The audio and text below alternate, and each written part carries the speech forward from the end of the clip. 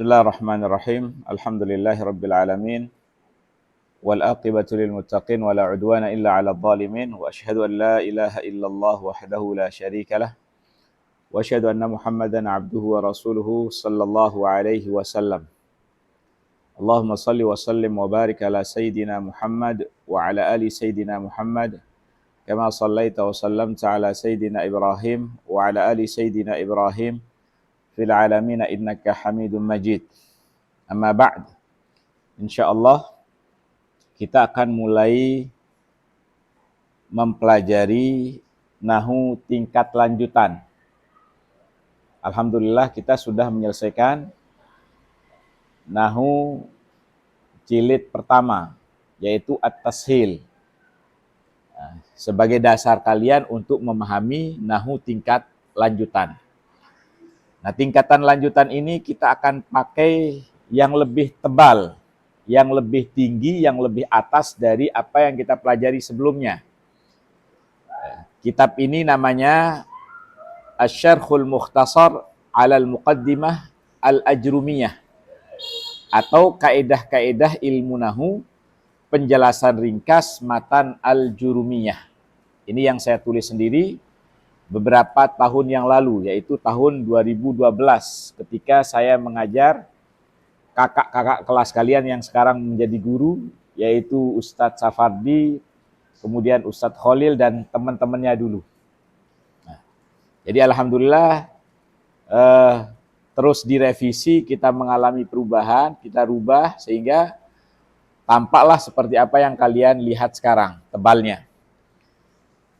Untuk tahap pertama kita akan belajar pembukaan, pendahuluan tentang ilmu nahwu. Insyaallah pada pertemuan yang akan datang kita bahas sambil nunggu kitabnya datang. Hari ini insyaallah kitabnya akan dikirim. Berarti mungkin kalau tidak hari Senin, hari Selasa insyaallah sampai.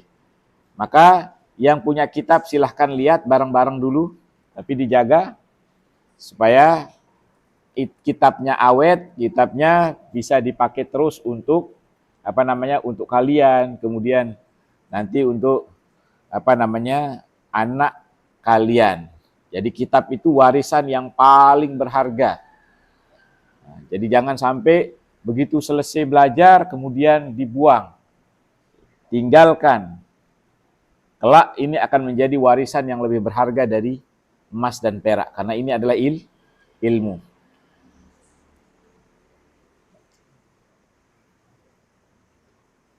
Buka halaman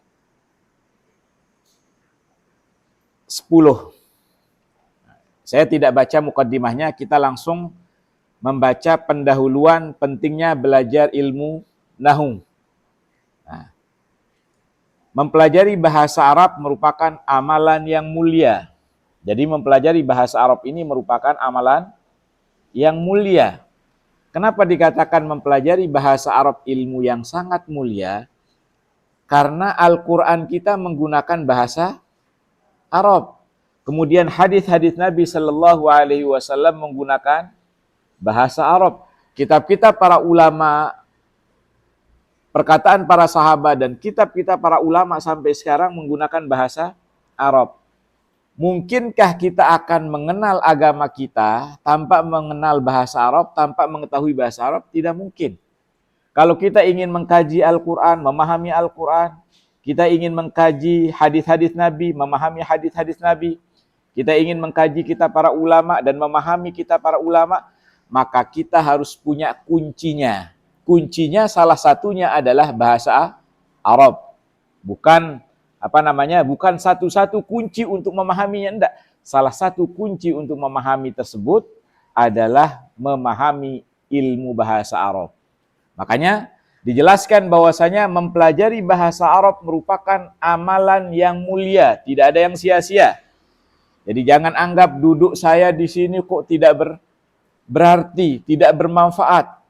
Kok belajar tentang ini apa gunanya nanti kalau kerja, apa gunanya? Enggak. Ini akan terasa ketika kalian baca hadis, ketika baca kitab para ulama, oh maksudnya kitab ini seperti ini, oh maksud hadis ini seperti ini. Ini karena faktor atau buah dari belajar bahasa Arab. Nah, Jadi mempelajari bahasa Arab merupakan amalan yang mulia, yang telah menjadi sunnahnya para salafus soleh. Jadi ini merupakan kebiasaannya orang-orang terdahulu, para ulama kita yang soleh terdahulu. Hal ini karena bahasa Arab adalah kunci untuk memahami sumber-sumber utama ajaran Islam. Nah, jadi seperti yang saya jelaskan, untuk memahami sumber ajaran Islam, Al-Quran, hadis, sunnah, kemudian kitab-kitab para ulama, maka harus belajar bahasa Arab. Kemudian perhatikan apa yang dikatakan oleh Imamud Dunya, Imam Syafi'i radhiyallahu taala anhu. Beliau berkata tentang belajar bahasa Arab. Apa kata beliau? Man tabahhara fin nahwi ihtada ila kullil ulum. Jadi kata Imam Syafi'i rahimahullah, barang siapa yang mendalami, yang mengkaji, yang mempelajari ilmu nahu, maka ia akan diberi petunjuk untuk memahami seluruh ilmu. Jadi ini kata siapa? Imam Syafi'i radhiyallahu taala anhu. Jadi Imam Syafi'i, sekelas Imam Syafi'i dengan tingkat kecerdasan yang tinggi, tingkat pemahaman yang tinggi. Sekali belajar beliau menghafal Muwatta, sekali dengar Muwatta langsung paham. Tidak ada yang sehebat Imam Syafi'i. Beliau belajar bahasa Arab selama 17 tahun. Berapa? Selama 17 tahun beliau mempelajari bahasa Arab. Orang Arab asli, orang Quraisy, orang cerdas, orang hebat. Beliau belajar bahasa Arab untuk memahami agamanya selama berapa? Selama 17 tahun. Lah kita bukan orang Arab, orang Ajem. Baru bisa berbicara ana, afwan, hadza, hadhi, itu saja. Tapi malas belajar bahasa Arab. Malas mengkaji, malas memurojaah. Ya, bagaimana kita akan bisa memahami kitab kita, Quran kita, bahasa ahli surga, kalau kita tidak mau, tidak sungguh-sungguh, tidak mau berjuang dalam memahami bahasa Arab, terutama nanti nahu dan sharaf dan ilmu bahasa Arab yang lain. Banyak ilmu bahasa Arab. Ada yang namanya nahu, ada yang namanya sharaf, ada yang namanya balaghah dan seterusnya. Jadi kata Imam Syafi'i rahimahullah, barang siapa yang mempelajari, mendalami ilmu nahu, maka ia akan diberi petunjuk dalam seluruh memahami seluruh ilmu. Nah, jadi kalian di sini belajar ilmu nahu jangan anggap sia-sia. Kok apa? Apa manfaatnya belajar fa'il, belajar mubtada, khobar, tidak faham? Insya Allah nanti akan kalian fahami. Paham? Jadi sekarang memang kalian merasakan belum ada buahnya, belum ada hasilnya. Nanti insya Allah ketika kalian terus belajar, akan terasa buahnya. Oh ternyata nikmat, manis. Saya bisa memahami ayat-ayat Allah. Oh saya ketika baca hadis-hadis Nabi saya faham. Ketika saya baca ungkapan-ungkapan para ulama saya faham. Itu buah dari belajar ilmu bahasa Arab. Kemudian ucapan Imam Syafi'i yang kedua. Beliau mengatakan yajibu ala kulli muslimin. Wajib atas setiap muslim. Ini imam kita yang mengatakan. Yajibu ala kulli muslimin. Wajib atas setiap muslim. Ya kalian juga yang muslimah wajib belajar an yata'allama min lisanil Arab, untuk mempelajari bahasa Arab. Nah, ini motivasi dari imam kita, Al-Imam Syafi'i radhiyallahu ta'ala anhu. Supaya kita giat, sungguh-sungguh belajar bahasa Arab. Jangan ada yang malas lagi. Jangan merasa bahwasanya bahasa Arab ini adalah bahasa yang susah. Tidak. Selama kita punya keinginan, kecintaan, maka kita akan berjuang. Sebagaimana seorang laki-laki yang mencintai seseorang yang ingin dia nikahi. Kemudian dia berjuang, bekerja untuk mendapatkan apa? Mengumpulkan uang untuk membangun rumah, untuk sekedar bayar mahar, untuk resepsi, untuk acara pernikahannya. Dia akan berjuang untuk mendapatkan calon istrinya sehingga dia nikahi. Kenapa? Karena wanita yang dia cintai. Nah, kalau kita mencintai bahasa Arab karena bahasa Arab ini adalah bahasa Quran, bahasa ahli surga, maka kita berjuang, tidak ada kata lelah. Coba kalau sekarang misalkan seorang laki-laki ingin menikahi seorang wanita yang solehah, yang cantik, tapi dia termenung di rumahnya, diam di rumahnya, tidak mau bekerja, rumah tidak ada, kemudian mahar tidak ada, untuk acara resepsi pernikahan tidak ada, untuk potong beli kambing tidak ada. Bagaimana dia akan mendapatkan keinginan, mendapatkan orang yang dia cintai kalau dia tidak bersungguh-sungguh, capek. Apa yang harus dia kerja? Ya dia mulai dari sesuatu yang ringan. Entah dia jadi buruh, entah dia setelahnya nanti jadi karyawan dan seterusnya. Begitu juga dalam belajar. Jangan anggap belajar ini, kita ini sedang menuntut sesuatu yang mulia. Ujiannya jauh lebih besar. Kenapa? Karena syaitan di samping kiri kita, di samping kanan kita, di depan kita, di belakang kita. Syaitan senantiasa mengganggu kita. Jangan sampai kita mendapatkan kemuliaan ini. Makanya kalian rasakan ketika kalian belajar bahasa Arab, ketika kalian belajar agama, terasa berat, susah. Kenapa? Karena syaitan tidak ingin kamu ini bisa. Kalau seandainya anak ini bisa, maka nanti dia akan mempengaruhi, akan memperbaiki, akan meluruskan orang lain, akan membenarkan, akan mengajarkan kebaikan orang lain. Sehingga tujuan syaitan itu adalah bagaimana manusia tersesat. Tidak ingin ada satupun yang berhasil dalam belajar. Syaitan itu tidak ingin ada satupun santri dan santriwati berhasil belajar, memahami agamanya. Kenapa? Karena satu orang bisa menyebarkan ilmu ke ratusan orang. Misalkan sekarang ini kita belajar, saya dulu belajar, kemudian sekarang saya ajarkan ilmu saya kepada ratusan orang. Kemudian disaksikan oleh ratusan orang. Ini yang tidak diinginkan oleh syaitan. Makanya kita belajar itu penuh dengan rintangan, tantangan, ujian. Maka kalian harus bersabar. Ketika kalian mendapatkan ujian, kalian ingat, oh ini rintangan ketika kita berbuat baik. Ini rintangan, tantangan ketika kita memperjuangkan kebaikan. Jadi jangan justru, oh ada ujian terus lemes. Ada rintangan, musibah, lemes. Kemudian tidak mau berjuang lagi, ini salah. Justru karena rintangan itulah yang akan membuat kita semangat. Jangan putus asa, terus lanjutkan. Kita lanjutkan perkataan Imam Syafi'i rahimahullah, yajibu ala kulli muslimin an yata'allama min lisanil Arab. Wajib atas setiap muslim untuk belajar lisanul Arab, yaitu bahasa Arab. Ma yablughu juhdahu fi ada'i fardihi. Sesuai kemampuannya, sesuai dengan pemahamannya, sesuai dengan keadaannya, agar dapat melaksanakan kewajiban agamanya. Supaya kalian bisa bersuci dengan benar, supaya kalian sholat dengan benar, supaya kalian bisa berhaji, berumrah, berpuasa dengan benar, supaya kalian bisa menunaikan agama kalian. Karena tanpa agama kalian tidak bisa mendapatkan kebahagiaan dan kesuksesan setelah kematian. Kalau kalian yakin dengan janji Allah, yakin dengan ba'ats, hari kebangkitan besok, maka kalian harus sungguh-sungguh dari sekarang. Karena suatu saat kita akan meninggalkan dunia ilmi. Makanya kata ulama, al-mautu babun. Kematian ini adalah ibaratnya sebuah pintu. Paham? Kematian itu ibaratnya sebuah pintu. Kullun nas yadkhuluha. Semua manusia akan memasuki pintu tersebut. Termasuk yang di belakang, di pojok akan masuk. Termasuk yang ngantuk akan masuk. Semua siapapun yang yang berwujud manusia jin akan memasuki pintu yang namanya kematian. Saya, kalian, kita tidak tahu. Oleh karena itu, jangan sia-siakan hidupmu, jangan buang-buang waktumu untuk hal-hal yang tidak bermanfaat.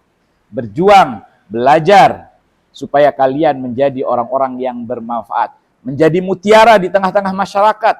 Menjadi permata di tengah-tengah masyarakat. Yang diharapkan, yang membahagiakan, yang diambil faedahnya. Kita belajar sekarang itu bukan hanya sekedar tujuan itu saja. Dan yang kedua adalah untuk menghilangkan kejahilan dan kebodohan.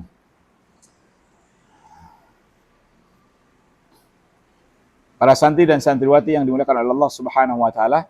Kemudian saya bacakan ungkapan dari sahabat yang mulia, khalifah yang ketiga, khalifah yang kedua, Umar bin Khattab radhiyallahu taala anhu. Beliau pernah menasihati seseorang. Apa katanya? Ta'allamul arabiyyah fa innaha min dinikum. Nah, ini kata sahabat Umar bin Khattab radhiyallahu taala anhu. Beliau mengatakan ta'allamul arabiyyah. Pelajarilah bahasa Arab. Wahai kaum muslimin, tanpa terkecuali yang laki maupun perempuan, belajar bahasa Arab. Paham? Pelajari bahasa Arab. Fa innaha min dinikum. Bahasa Arab ini adalah bagian dari agama kalian. Jadi kita belajar bahasa Arab tidak sama dengan mempelajari ilmu-ilmu yang lain, ilmu umum-umum yang lain. Kalau belajar bahasa Arab sama halnya kita belajar ilmu agama. Kita belajar mempelajari bahasa Arab berarti kita mempelajari agama kita, mendapatkan pahala yang besar dari sisi Allah Subhanahu wa taala. Nah, jadi semangat. Nah, jangan menyerah, jangan mundur. Terus perjuangkan. Jangan sampai usia kita hanya belajar hal-hal yang sia-sia. Belajar selesai MA, belajar yang sia-sia, tidak bermanfaat untuk hidupnya, tidak bermanfaat untuk setelah kematiannya. Jadi belajar hal-hal yang bermanfaat untuk dunia dan akhirat kita. Jadi ini pendahuluan tentang ilmu bahasa Arab atau pentingnya ilmu bahasa Arab. Kita lanjutkan sedikit tentang ilmu nahu. Besok kita masuk pada bab al-kalam. Pembahasan yang kedua tentang definisi ilmu nahu. Pengertian ilmu nahu. Ilmu nahu secara bahasa berarti artinya arah atau tujuan. Jadi ilmu nahu secara bahasa artinya arah atau tujuan.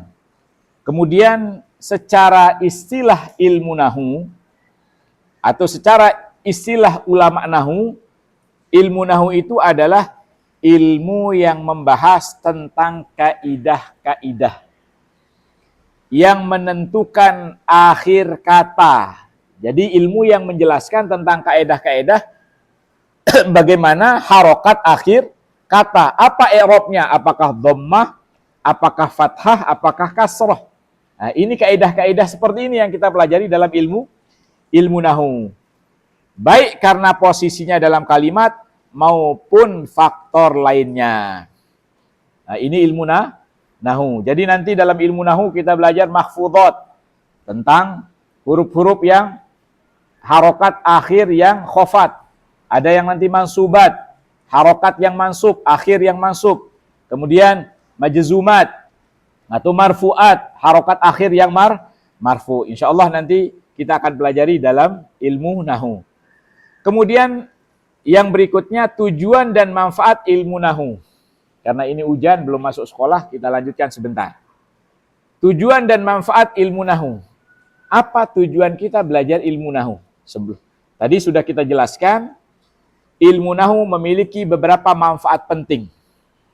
Yang pertama, kita dengan mempelajari ilmu nahu, kita memahami struktur dan makna kalimat Arab dengan benar. Kita mengetahui, oh ini susunan kata ini maknanya apa. Sehingga dengan begitu kita bisa memahami Al-Quran, kemudian memahami hadis dan kitab-kitab para ulama. Kemudian yang kedua, menjaga dari kesalahan pemahaman, khususnya dalam Al-Quran dan hadis. Jadi dengan mempelajari nahu, menjaga kita salah dalam memahami agama. Kalau salah harokat saja nanti maknanya berbeda. Kalau kita membaca sesuatu kemudian harokatnya salah, maka nanti maknanya berbeda. Jadi mempelajari bahasa Arab, ilmu nahu menjaga kita dari kesalahan pemahaman, terkhusus salah dalam memahami Al-Quran dan hadis Nabi Sallallahu Alaihi Wasallam. Kemudian manfaat yang ketiga, membantu dan menulis dan berbicara bahasa Arab yang fasih. Supaya kita menulis, kemudian kita berbicara dengan bahasa Arab yang fasih, bukan bahasa Arab pasaran seperti para pekerja-pekerja yang ada di Arab Saudi atau di negara-negara Arab yang mereka berbahasa Arab dengan bahasa Arab pasaran ammiyah. Nah, beda bahasa Arab Fusha yang ada di kitab dengan bahasa yang dipakai oleh mereka itu berbeda. Kosakatanya sangat sedikit. Tapi kalau dalam kitab-kitab, dalam Al-Quran, dalam hadis itu menggunakan bahasa-bahasa yang fusha, bahasa-bahasa yang fasih. Kemudian yang terakhir, tujuan mempelajari ilmu nahwu adalah membantu membedakan kedudukan kata dalam kalimat. Nah, kemudian yang berikutnya, sejarah ringkas ilmu nahwu. Nah, ini kita percepat karena tujuan kita belajar nahwu ini kan mempelajari kaidah-kaidahnya. Ini kita belajar, kita baca dengan cepat. Ilmu nahwu mulai disusun oleh seorang yang bernama Abul Aswad Ad-Du'ali. Jadi ilmu nahwu disusun oleh seorang sahabat, oleh seorang ulama yang bernama Abul Aswad Ad-Du'ali atas permintaan khalifah yang keempat, yaitu Sayyidina Ali bin Abi Thalib radhiyallahu ta'ala anhu. Jadi Sayyidina Ali atau khalifah yang keempat, Ali bin Abi Thalib, meminta kepada Abul Aswad Ad-Du'ali untuk menulis ilmu nahwu sehingga tersusunlah seperti apa yang kita mempelajari sekarang. Jadi ini pembukaan ilmu nahwu. Insyaallah pada pertemuan yang akan datang kita mulai masuk kepada pembahasan kaidah-kaidah ilmu nahwu. Kita mulai dari bab al-kalam insyaallah taala. Kita cukupkan sampai di sini. Subhanakallahumma bihamdik asyhadu an la ilaha illa anta astaghfiruka wa atubu ilaik. Assalamualaikum warahmatullahi wabarakatuh.